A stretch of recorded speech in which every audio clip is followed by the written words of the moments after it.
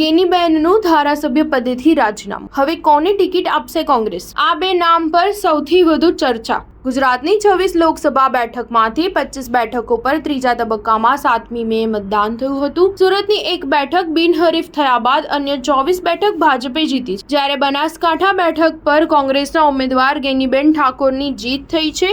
અહીંથી સાંસદ તરીકે ચૂંટાયેલા ગેનીબેન વાવ વિધાનસભા બેઠકના ધારાસભ્ય હતા।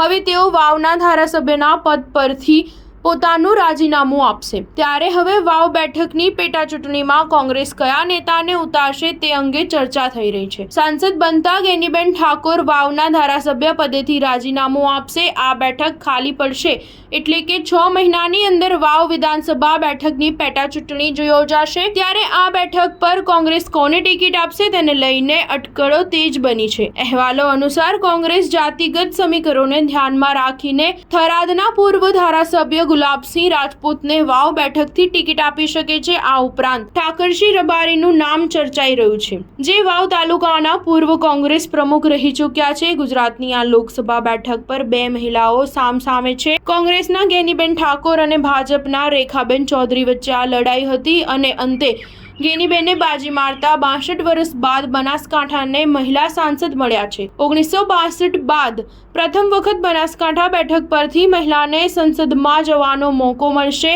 1962માં ઝહોરાબેન ચાવડા કોંગ્રેસની ટિકિટ પર સાંસદ તરીકે ચૂંટાયા હતા। સ્ટાર ન્યૂઝ 7 હંમેશા સચ્ચાઈની સાથે।